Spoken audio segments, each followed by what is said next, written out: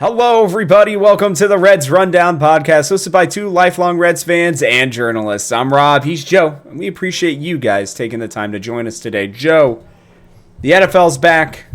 The Reds did have a good weekend series.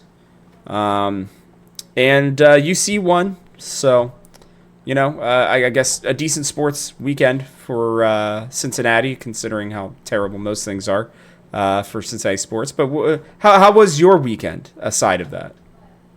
Yeah, I mean, it was a good weekend with the NFL back, college football rolling. Reds playing games I'll always watch, even when they're out of it, but it definitely feels a little bit less hyped than I was when they won that first game against the Blue Jays to start the week. That was a lot of fun, and then I thought it would maybe continue, and wasn't the best week overall for a team that's in the playoff line. So. Yeah, no doubt about it. You did go to the UK game. Hopefully that was a good time. I went to the Ohio State game. Which was an absolute blowout. So there you go. But we've got some Red stuff to discuss today, Joe. We got our question of the day. We will discuss the games from the past week, give a quick, brief injury update. We will talk about the Reds likely being out of the playoffs and what our expectations are over these last 19 games.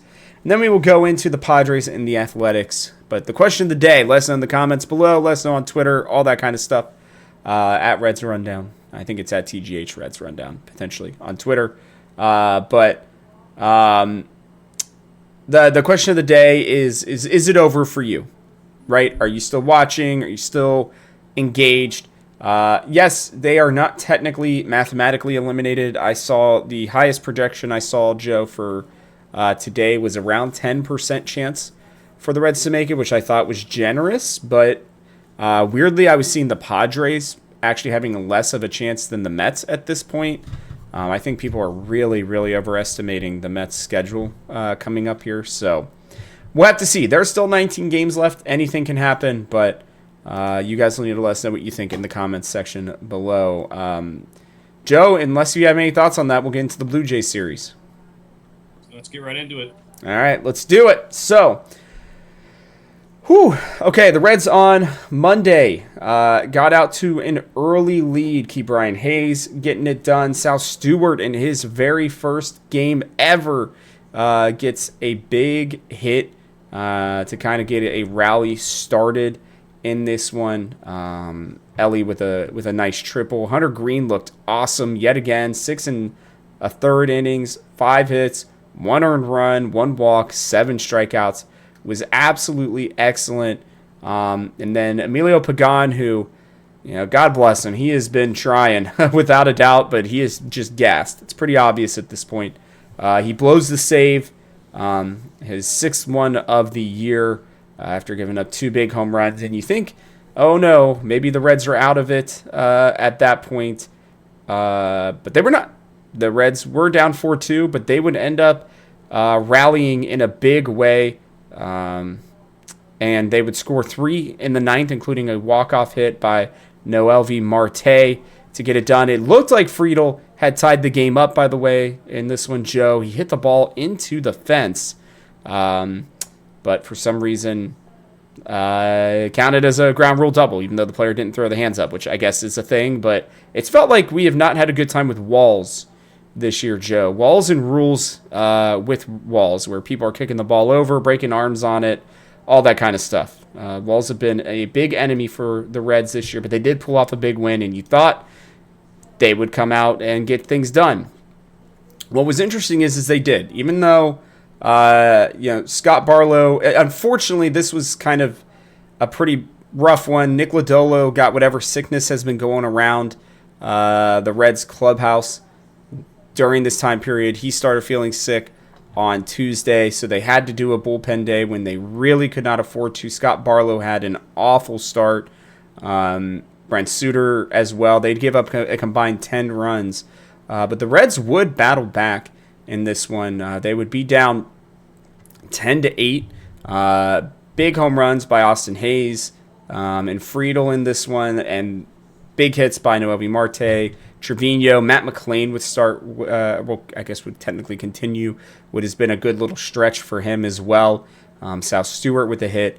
But ultimately, They just ran out of pitching. Maxwell came in and did a good job. Connor Phillips would give up a solo home run. San Martin, who was welcome back, would come in and give up, it looks like an unearned run. I can't remember exactly what happened in this one, but the Reds would drop 12-9, being unable to complete the comeback. What would be even more frustrating is that the Reds would put up a 5 spot against the Blue Jays to start the game off. And Zach Littell, who has been on and off, very Nick Martinez-like, to be honest with you, would struggle. He would not get through the 5th inning. He'd go 4 1/3. He'd give up 3 runs scattered by the 4th inning, but it was in the 5th that he would get chased. 6 strikeouts, 4 home runs for him. He just kept giving up solo shots until finally they were just able to bring their way back, and the Reds would be unable to stop them as they would give up a run every single inning for 7 straight innings, starting in the 3rd inning. And, they look gassed, Joe. I don't know what else to say. There's just not a whole lot going right for them. Martinez would struggle in relief. Richardson would struggle in relief. I mean, realistically, their bullpen is just down to whoever can go out there and give them innings whatsoever at this point. And the Blue Jays are a very good team. Don't get me wrong, but this has been an incredibly rough stretch for our Cincinnati Reds. Yeah, you're right. I think the bullpen, even the starters, are starting to just kind of run out of gas for how much they've had to lift since the All-Star break specifically, but even all season long. This was a bad series. Just overall, I thought, it's tough when you're going up against such a good team and trying to expect 2 wins at least, or at least a rebound and sweep the Mets. But it's really tough to do that when we have so many things going wrong. I will say that it was good to see the offense come to life in the series a little bit, but it just wasn't enough when you're playing a game of massive offense against a team like the Blue Jays, who just clearly have the more talent in that side of the field. So Sal Stewart hitting his first at bat. Really thought that him, screaming, "Let's go, let's fucking go," is going to get this team rolling. I thought the energy was going to be there. Something you had mentioned last week, that you thought maybe his presence could get the Reds rolling a little bit. And maybe he got the bats going, but just the pitching let it go. But that was really cool to see. Really cool to see the interview with his family after that, and they got all emotional about it. Would have liked to see him play more this week overall. I believe he was on the bench to start the Wednesday game, and then also was on the bench Friday for the Mets game, which we'll talk about here in a little bit. Marte had that walk-off in the first game, too. There was a lot of, I think, Perry Francona haters in that first game. I was noticing it a lot, too. And, what they did won them the game. Now, in the next 2 games, I don't want to do the whole Terry thing. We've done that the last couple of weeks, just trying to defend him, and I think he does deserve a little bit of defense because everyone hates on him, and it's just not fair, in my opinion. But I don't know what you want him to do the next 2 days. Our bullpen's clearly tired. Whoever he chooses is probably not going to be the right choice. It's how it goes. It's a really tough way to end the series, tough way to kind of start down that path while you lean into the Mets series, but I will say, just to talk positively, that first game was electric and had me all bought in that we were going to do something, and then it just came crashing down to earth. So that's how baseball goes sometimes. That's why you got to take care of business while you can. We mentioned, Rob, how tough our schedule was the second half. Now, yes, it's good that we play well against good teams a lot of the times, but that seems to have worn out a little bit this week, at least with the Blue Jays series. And you know what? I mentioned before, too, it's supposed to try to win 4 games a week, 4 out of 6 or 4 out of 7 every single week if you're the Reds, and they just haven't done that. And that's what's frustrating, is this series is what cost them, because if they win one more of these Blue Jays games, which, I think some of them are winnable, losing 12-9 and 13-9, just a couple key plays here and there, and cleaning up the defense a little bit, too, would help. But that's what's frustrating, is your team that's supposed to be competing for the playoffs, you're still technically in it, don't get me wrong, but if you would have won 4 games in any of the last 2 or 3 weeks, when we're playing the Diamondbacks and the Angels, come on, let's get the 4 wins that week. Even the Pirates and the Cubs was a week we could have done that in. Or excuse me, we did that in the Pirates Cubs week was the last one. It's the first week of August is the last one we did that in, and it's frustrating. If we would have won 1 more game, 2 more games the week of the Dodgers Cardinals last week, could we win 3 out of 7 or 3 out of 6 instead of 1 out of 6? That's huge. So it really is frustrating. It just I hate to have to put the pressure on this team when they're playing this good schedule. Like in all reality, we should expect them to lose to the Blue Jays in a series most times, right? And it just sucks that we're at a point where we desperately need it, and that's how it happened. Yeah, it was a rough one. Ellie really struggled in this one, and we'll see that kind of throughout. He's batting like in the low 200s over the last month or so, and they just keep running him out there. And that's the thing I'm confused about. And I guess we'll get into that a little bit more. But when you give up, I counted 11 home runs in a series. You can't really expect to win 2 out of 3. Just doesn't matter. Now, this is the time when the ball starts flying out of the park for sure, but it's too hard to win a game when they hit 11 home runs and we hit, let me check here, 2. Yeah, when you hit 2 and they hit 11. It's still incredible. Like this team knows how to rally, right? They're good at getting on base and getting some hits here and there. It's just they need that pop. And, Marte had provided it for so long, but he was like the only one who was hitting anything for so long. And I know he's fallen off a little bit, but my God, this kid is really, he really and truly is the only reason they were still in the playoffs, hunt at all, really batting wise. It's tough. I'm sorry, Joe. Yeah. We'll get into it in a little bit. Let's get through this other series, and we'll talk a little bit about what's going on here with this team. So let's just go straight into the Mets series. This one was a huge bummer because it felt like the Reds were in position the entire series. Starts off with 3-0, and you're like, oh boy, here we go. Abbott doesn't even get through the 5th. He is, again, God bless him too. He's fallen off. It's so tough. He's had such a good season. And to see him, just fall off again this season, at least he's doing it a little later than he had been, right? Normally it was, by like July, he was just struggling. But this year it's clearly, just really September, like late August, September has just been rough for him. But, he doesn't really get through it. 5 earned runs given up, all of them for the game. But the Reds battled. They did. They would come back. They would chase David Peterson out of the game, and then things would go pretty dormant until the 9th inning, Joe. And I'm sitting here and I'm thinking about it. The Reds get bases loaded, and Marte strikes out on a pitch that he easily could have taken to tie the game up. Ellie has, I feel like people are going to say I'm an Ellie hater. I'm not whatsoever. I think Ellie is an excellent player. I think he is probably a top 30 player in baseball, especially when healthy. But I will be honest, that was probably the worst single at-bat that I have seen all season. Not like there have been worse at-bats, but I'm talking about just in the situation, in the moment that you need. Ellie was looking to get walked there. Ellie was not looking to get a hit in that at-bat. I'll dive into it a little bit later, but we commit the Noble Tiger. What's really sad is his luck's. It took a great play to get him out. He almost won the game for the Reds, even despite the craziness. And it was really that game that ended the Reds season in my mind. Had they won that game, I think the Reds still would have been in this, but especially with what ended up happening. But it was a bummer, to say the least. The Reds would get to Jonah Tong in Game 2 in a big way, including Sal Stewart. First home run, fastball up, absolutely smoked it, dead center, well over 400. It was like 410, something like that, for his first big league fly. Awesome to see him get that one. Brady Singer was excellent as well. He has really picked up where a lot of guys have not. He was nearing a 5 ERA. He is now below a 4, which is pretty outstanding to say the least. 4 hits, 1 earned run, 5 Ks. His biggest issue has been walks. I imagine they'll work on that this offseason.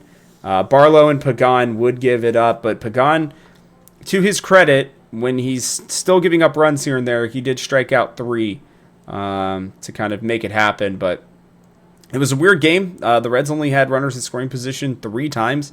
They went 1 for 3 in those opportunities, but the Reds still were able to get it done. McLean with a home run, Hayes with a home run as well, off of Tong to chase him.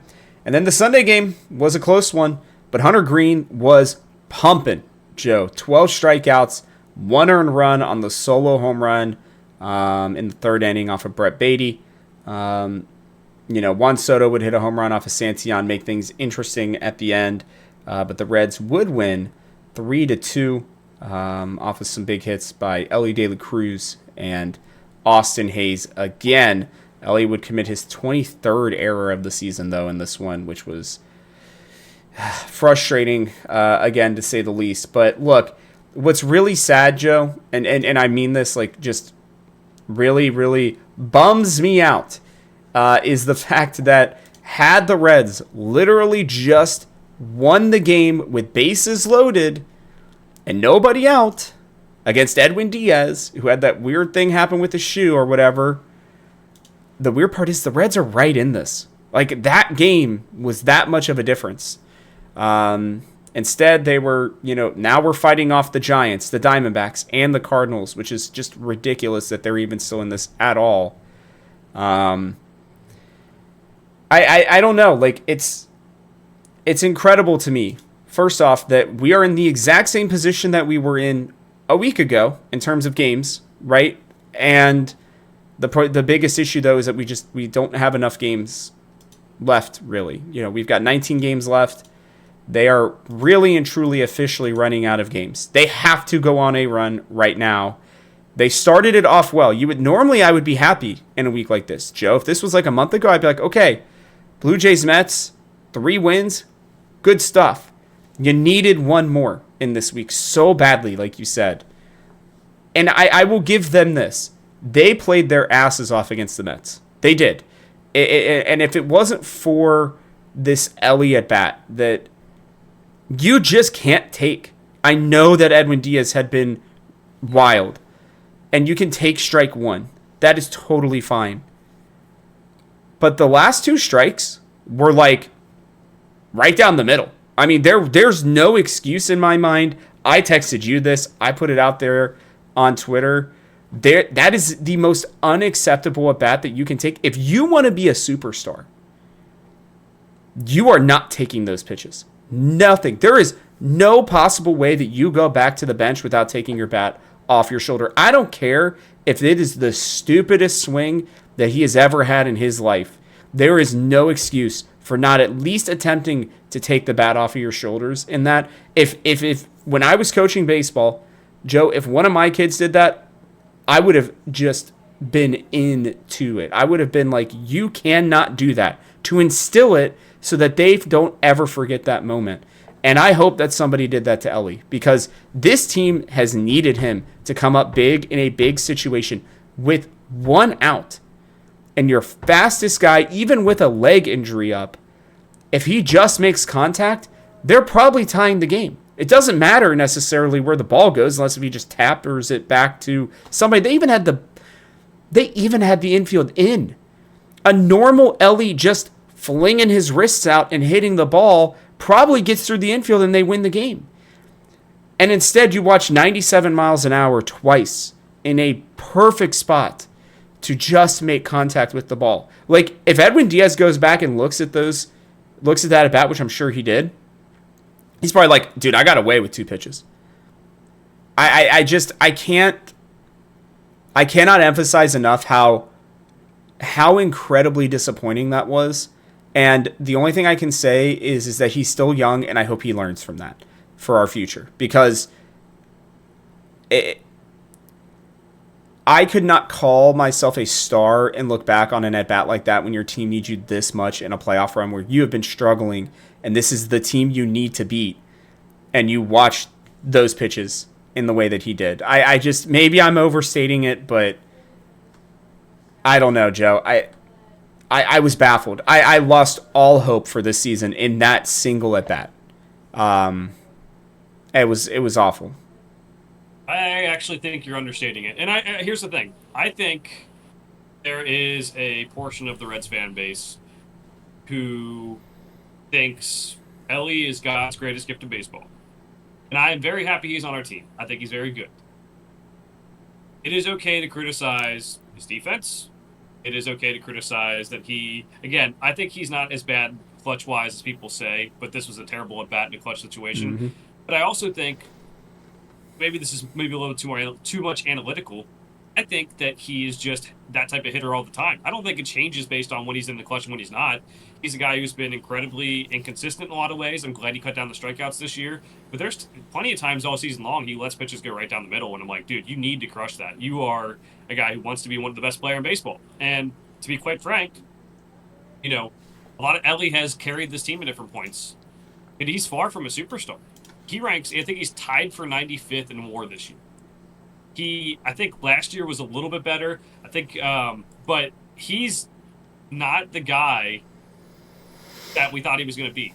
And I think part of it is like people around him haven't played well either. Like, if we're being honest, our lineup we thought it'd be a lot better, especially with how things started. Like Austin Hayes coming in and just getting a hot start. He's fallen off.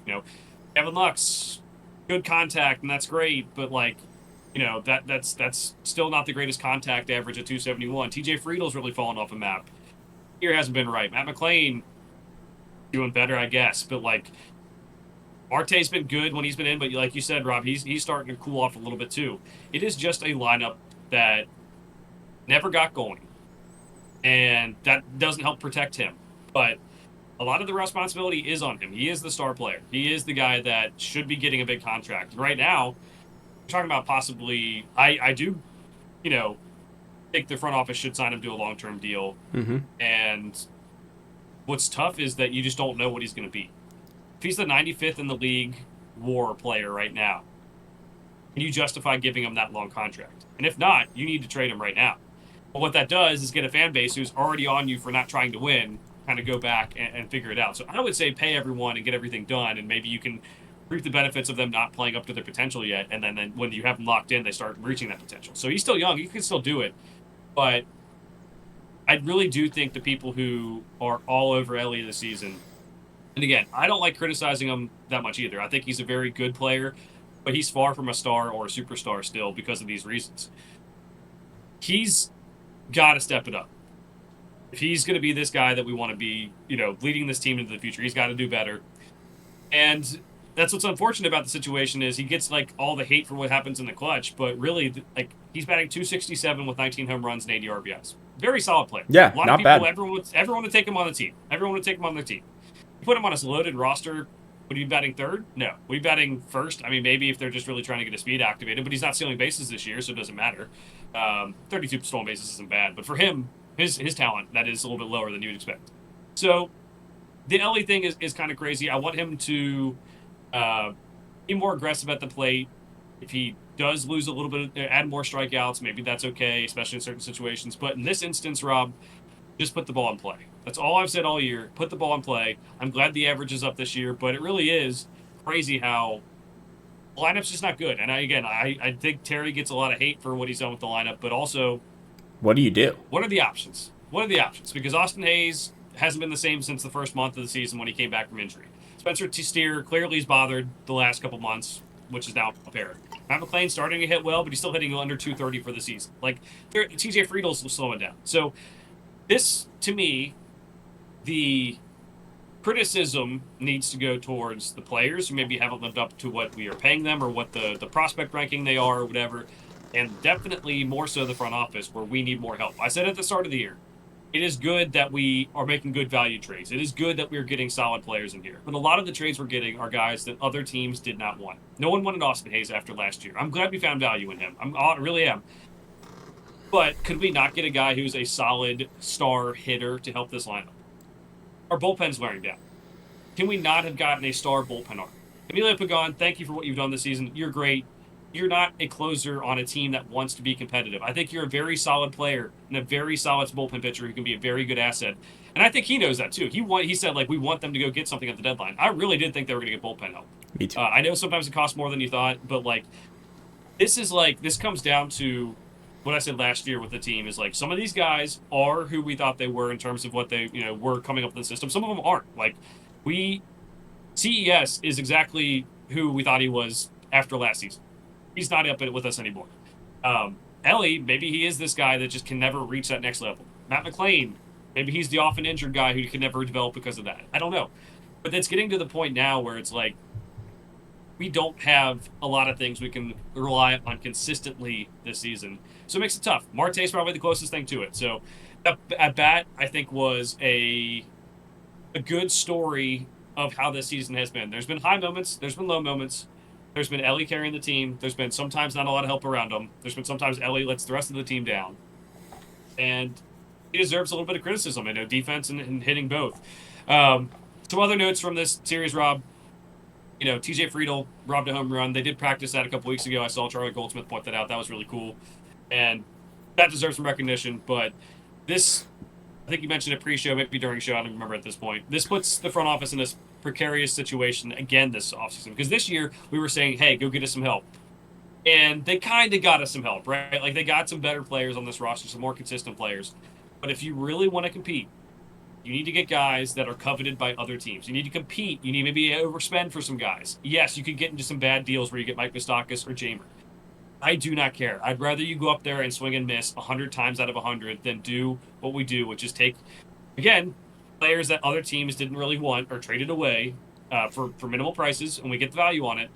I want to have guys that we can rely around Ellie. I want to have other starting pitchers that can come help our 3 young ones. Where if they're tiring out at the end of the season, we have other guys who are doing better. I want to have a bullpen arm that we can rely on at the end of the year. It is a huge problem, and it really just comes down to front office and player development of guys who we thought would develop and just have it. It's just, Ellie hasn't reached what we think he would be. Spencer Steer, as you said, bothered. Isn't exactly what we thought he'd be last year or this year. If you want to blame injuries, that's fine. Matt McClain, same thing with him. CES, not even here anymore. Marte, suspended last year, this year pretty good. I'll give him a pass, but still trying to figure out what he is, to be honest, because he just hasn't played enough baseball yet, right? So there's so much to be done with the front office and with the players that I just really think this is a tough series. I know I talked for a long time, Rob. It's such a confusing thing, and I don't really know how they go forward at this point. Because I don't know that they're actually going to go spend and get those guys that we want. I don't know if they're going to get a solid middle of the order bat to help Ellie. I don't know if they're going to get a bullpen guy. And that's what makes this team the ceiling. Maybe the floor is high for this team. Maybe they can win 80 games, 85 games every year, maybe 82, 83 games every year. But if you're trying to compete and trying to win, it's not this roster. Not at all. Especially when you're saving money, not paying some guys. We still don't have Tyler Stevenson under a contract. If you go in with Jose Trevino next year as a starting catcher, I don't really like that either. So it's just one of those things where you kind of get what you pay for. I love baseball. I love the underdog stories that sometimes happen where you get the Royals or the Rays pop up out of nowhere, but that is not this team. We have not shown that proficiency almost ever.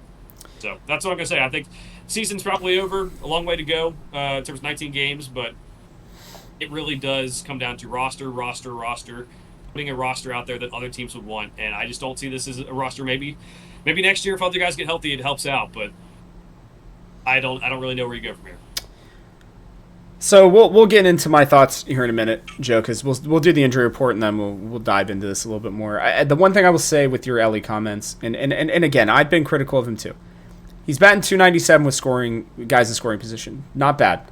.471 with bases loaded, not bad. Here's the issue that I'm having. In July and June, Ellie struck out 44 times combined. In August, he struck out 38 times. He has struck out 7 times in 6 games so far.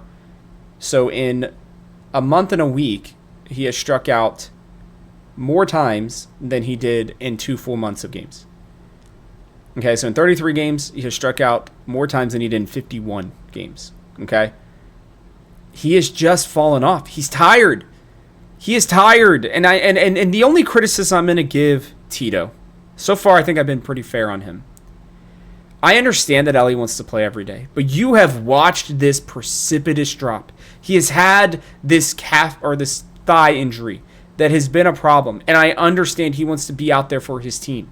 But there comes a point where you are letting injured guys affect the rest of the season, right? Steer at the beginning of the season probably shouldn't have been on the team. I don't know that he helped the team. I don't know that he hurt them either, right?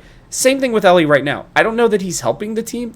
I don't think he's necessarily hurting the team, but there comes a point where I know he's learning these guys, but there comes a point where you need to just sit down with Ellie and be like, dude, you are batting 180 over the last month and a half.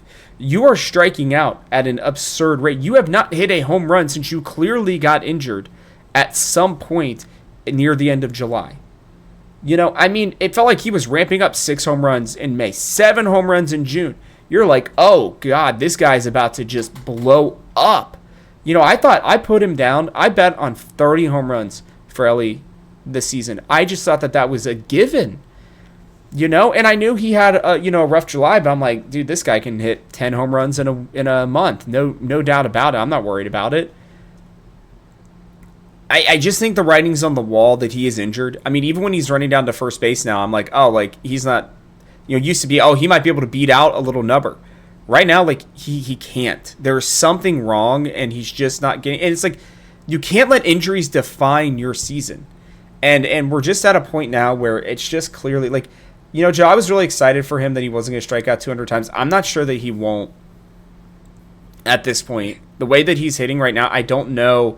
He may still strike out 200 times, and most of those may be in the last 2 months of the season, which is really disappointing because he's worked really hard to become a better hitter, and he is a better hitter, but he's injured, and he's trying to play through it, and it's just not working. And I'm at a point where I don't know what else you do. I only am critical of Tito for the last couple of weeks more than I am for now, because now you just got to play him. Now there's nothing else that you can do. But they should have made him take some days off here and there, right? They should have, and it would have helped this team. It would have helped him overall, but it's just not been enough. And I'm okay with it. I'm disappointed. One thing real quick, Rob, to your point about Terry. If they're going to be very cautious with everyone else injury-wise, including Miguel Andujar, who played 2 games this week, would have been very helpful if he was in the lineup with his very guy. Helpful. Why didn't you just do it with Ellie? Why can't... It doesn't have to be like, hey, I get it. We need Ellie if we're going to make a run, to make the playoffs at this rate. We have Thursdays off. The last couple Thursdays we've had off. This is the last Thursday we have off for a while. So you have an off day built in for more so than you have the rest of the season. That was the longest stretch of off days I've seen the Reds have in a while. Mm-hmm. But why couldn't you give him a Monday game off? Why couldn't you put him in the DH spot more? They did it one game this week, I think, but the defense hasn't been great. I know you have to fit other people in the lineup. Yeah, McLean can play short, by the way. Sorry to cut. Right. But he can. McLean, Espinal, roster's expanded. Brian Hayes can play shortstop. He's played shortstop in his career. You can find a way to get move Siler Stewart over to third base for a game. It's kind of crazy. Again, I'm not putting this on Terry. I'm sure he has more information that we have. I don't agree with everything he's done. And I think a lot of it does rest in the player. I know we saw a former player that is on Twitter now that says he doesn't even watch all the games all the time, but he did make a good point. At some point, we do have to put this on the players. And even if you're injured, play through it. If you their approach at the plate at a certain point, it is on the hitter. Yes, the hitting coach, a good hitting coach can help, and he pointed that out too. But at a certain point, you are the man in the arena. You are the man in the box, and it's just been frustrating because I'm with you. I would trade a couple more strikeouts for home runs if he had the power, but he's not doing that either. So I'm not going to trade this. I'm not going to trade the strikeouts for nothing, and that's what's tough. And we had people like in June saying, "Oh, Ellie's fine power wise. Ellie's fine," and then it just fell off. And it sucks to say it, but that's what has us. One of the reasons why we're here. We just can't generate enough runs on a consistent basis, and we just don't have the home run power because no one's hitting home runs. So that's how it goes. Who was it? Cozart? Yeah. I figure. Okay. All right, injury updates real quick. I don't understand why Chase Burns is not being used at this point. It sounds like he's ready to go, according to the Cowboy. Now, the Cowboy doesn't know everything either, but he is also confused at this point. They could have used him in the bullpen. And if you say that they couldn't and that's not worth it, then I just frankly think you're wrong. I think they maybe win one more game just by having Burns in the bullpen, to be honest. Joe, they need him. Move Littell to the bullpen and put Chase Burns in as the starter. He was looking fine. He smiling, everything looked like it was great, and I have no idea why he is not on this team at this point. If you're telling me you'd rather have Yosefer Zulueta instead of Chase Burns right now on this roster, then I think you may need to go see a doctor. Graham Ashcraft, they're saying, will be back before the end of the season, I guess. I don't really know exactly what's going on with him either. Feels like a phantom injury to me, but they said that they found inflammation in his wrist. We will just have to see. I'm not fully convinced on either of those things. You got any thoughts real quick before we can finally, I think, fully divulge our thoughts on the last 19 games. Yeah, I mean, Burns would definitely help the bullpen. I just hope that the GM, anyone in the front office, I hope they don't say, "Oh, that was our big bullpen acquisitions. We put Chase Burns in the bullpen." Even at this rate, it's too late. But um, that's just the typical. Let's spin it PR wise to make it seem like we're doing something for this team when really we haven't. So yes, Burns is the obvious choice to go to the bullpen and maybe a flamethrower in there. But I'm not going to give the front office credit for that either. So They get nothing right now from us. And I'm not a Crawl hater either. And to be honest with you, I'm still really struggling with the full gambit of the Reds front office, but that's an off-season discussion. Joe, it's over. I will just come out and full outright say it. It would take the Reds would have to go on this road trip, these 9 games, Padres, Athletics, Cardinals. I think the Reds would have to go 7-2 for them to realistically be in it in the last 2 weeks of the season, the last 10 games specifically. That is possible. Teams go on 10-0 runs consistently, right? I mean, they've won 2 in a row now. They win 8 straight, from here. And we're looking at a very, very different show on the 15th, Joe. I mean, we really are. And we're facing a Padres team that has, I think, not really gotten the lead that their front office wanted. I mean, they're playing well without a doubt, but they are 3-7 over their last 10. They are, we'll get into their games here soon, but these 19 games, I'll read it off. Padres, Athletics, Cardinals, Cubs, Pirates, Brewers, right? We have 4 straight series against the rest of the division to end it. We have struggled against our division. If you're going to do it, you have to do it now. I did the math, Joe. There are 19 games left. The Reds have to win 14, I think, at a minimum of those 19 games for them to still be in it. And that is not easy. That is a very, very, very good stretch of baseball for them to play. Now, 7-3 over 10 games is not hard. They can do that. They have done that, but they have got to put together some sort of 5 or 6 game winning streak here. It's somewhere in these next 12-ish games before you head home for the Pirates series specifically. But it is a tough hill to climb. Now, again, there are collapses. It happens. The Mets have done it in the past. The Padres have done it in the past. It is not entirely impossible for them to make it. It is just a mountain, a near Everest style type mountain, or Kilimanjaro, whatever the top 2 or 3 mountains are in the world for them to do it. But I struggle when the pitching outside of Hunter Green, realistically, and Lodolo and Singer is just kind of starting to fall off. Abbott's been struggling. Littell's been struggling. The entire bullpen, other than Santillan for the most part, who has also pitched in like every other game this season, it seems like, has been struggling. So I don't know. Where are you at? What are you thinking? What are your expectations for these last 19?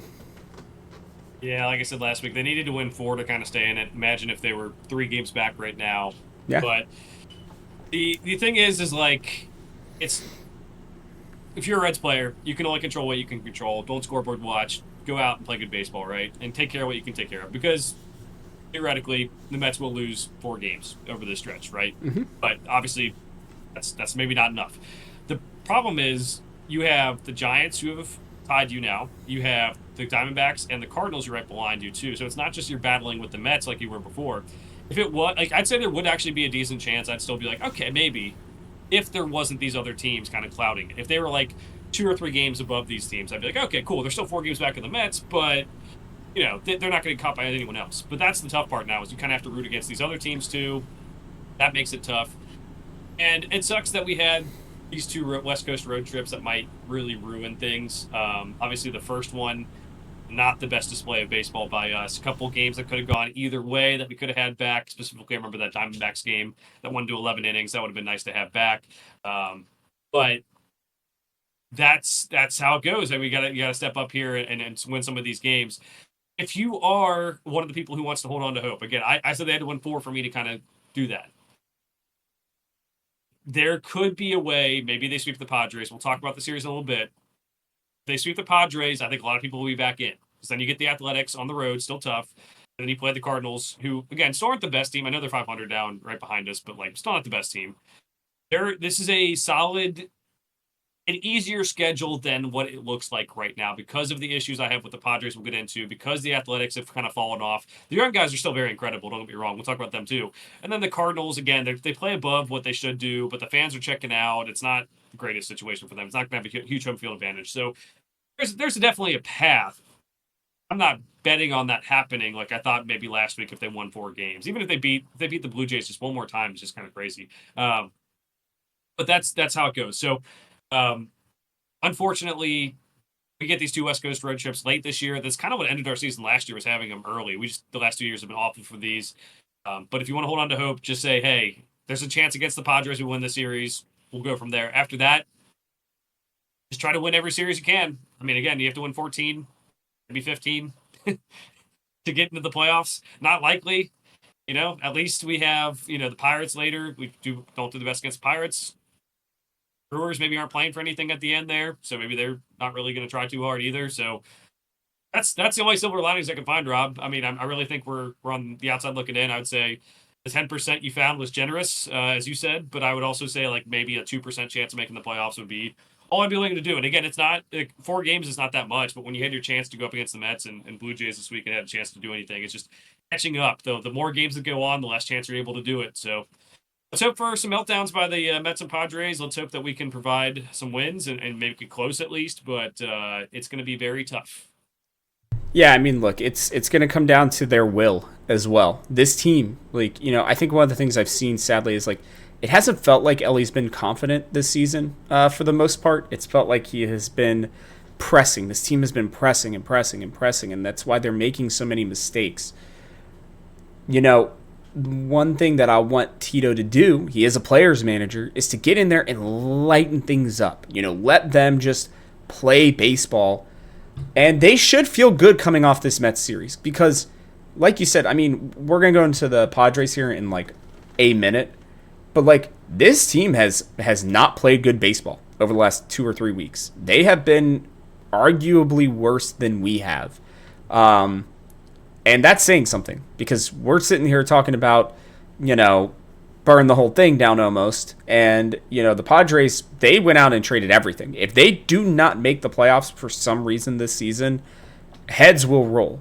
And I would honestly argue it will be on the manager and the players as much as anything. I think Preller put them in an incredible position. I don't know why you would get rid of him personally. I think he filled a lot of spots up in a very significant way. But yeah, like you said, I mean, we could not ask for a better last real trip of the season, right? I mean, the Padres really are struggling. The Athletics have nothing to play for. They have not been all that great. And the Cardinals, like you said, I mean, they have something to play for, I guess, kind of, if they go on a run. But, there's always one team that goes on a run in these last 20 games. There is. And we just have to hope that it's us and not one of these other teams. Because it was really depressing, I think, to see the Giants ahead of us at one point over the weekend. That stung pretty badly. But they're still right in it, so I think it's still over. I really do. But again, if the Reds go out, win 2 or 3 against the Padres and sweep the Athletics or something like that, we're talking about a very, very different conversation we're having on the 15th. We're probably 2 games out at that point, and we are staring down a 13-game stretch that will define, I think, this iteration of the Reds in a pretty significant way. And they still have it in front of them. If they just keep winning, they will make the playoffs. I will just straight up say that, because the beautiful thing here is that if they do tie the Mets, Joe, they have the season series over the Mets if they have the same record at this point. So that is pretty outstanding, and I think Reds fans should be excited at that possibility. So we will see what happens there, but let's get into it. Joe, let's talk some Reds Padres here. Excuse me. Lodolo versus Yu Darvish. Zach Littell versus, I'm guessing it's Nestor Cortez. They haven't officially announced it, but that's who went in this last spot in the rotation. And then Andrew Abbott versus Nick Pivetta. Normally, I'd be like, hey, we are in a really good spot here, Joe. Like, this feels like something that, we can absolutely, that we can do, I guess, is what I would say. Now, I'm not too sure. We've got Lodolo, who's coming back off of being sick. This, Padres team hits lefties pretty well. Different guys like O'Hearn and Sheets, they've surprised me with their ability to hit lefties. Their bigger issue lately, at least, Joe, has been, their starting pitching for the most part. Yu Darvish has not been great since he has come back.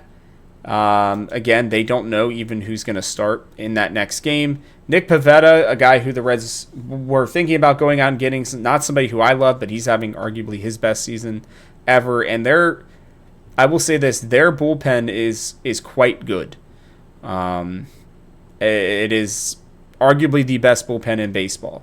But their hitting has slowed down a bit. I don't know. I mean, they went out and they have no real holes. They're just not necessarily performing as of late. Looking at their schedule, you may be surprised to hear this, but their only series win in the last 4 was against the Rockies.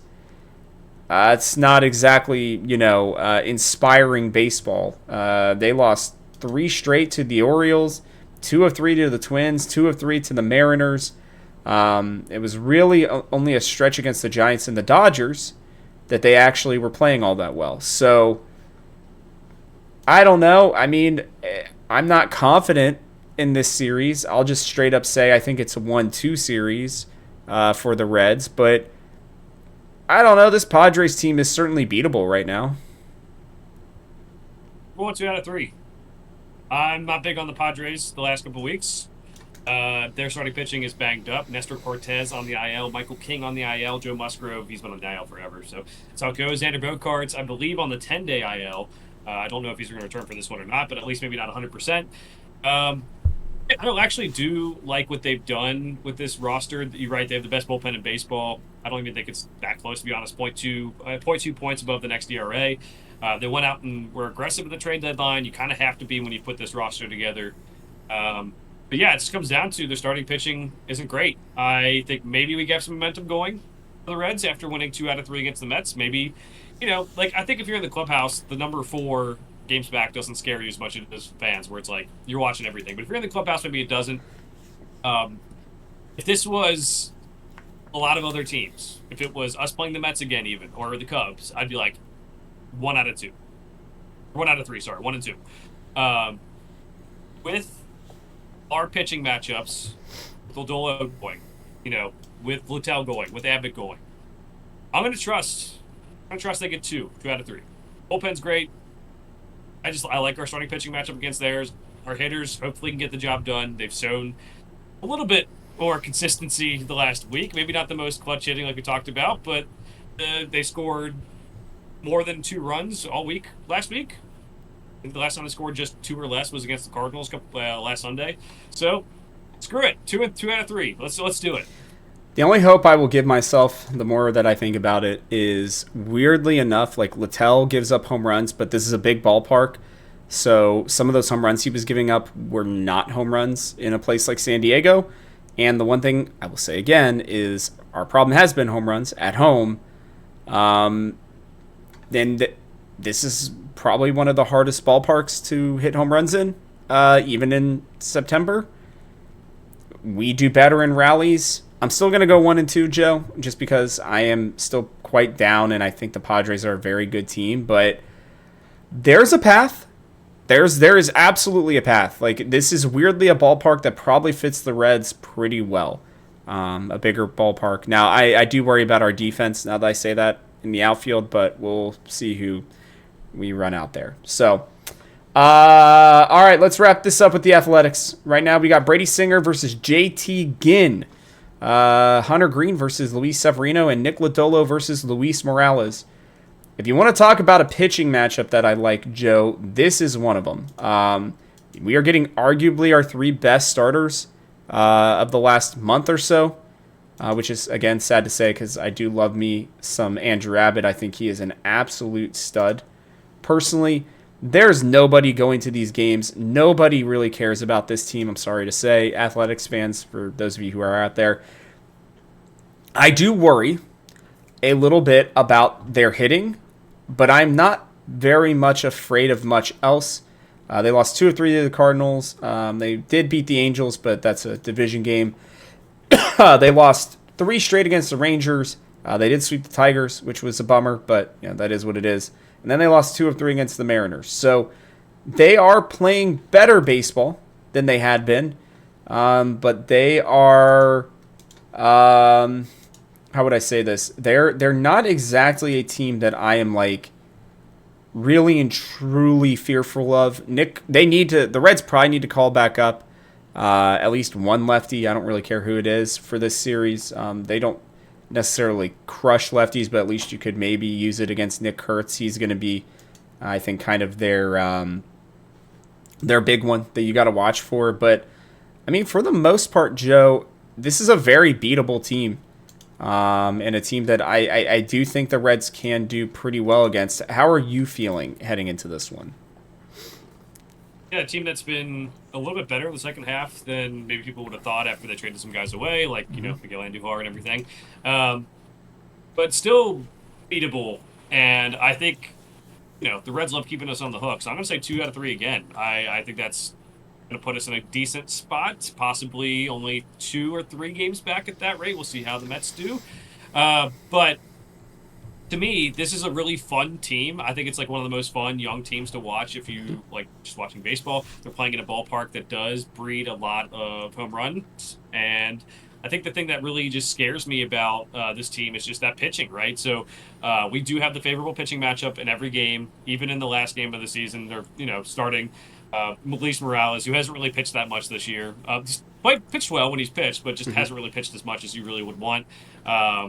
Obviously, like you said, fans aren't into it either. Their bullpen is one of the worst in the league, 4.8 ERA.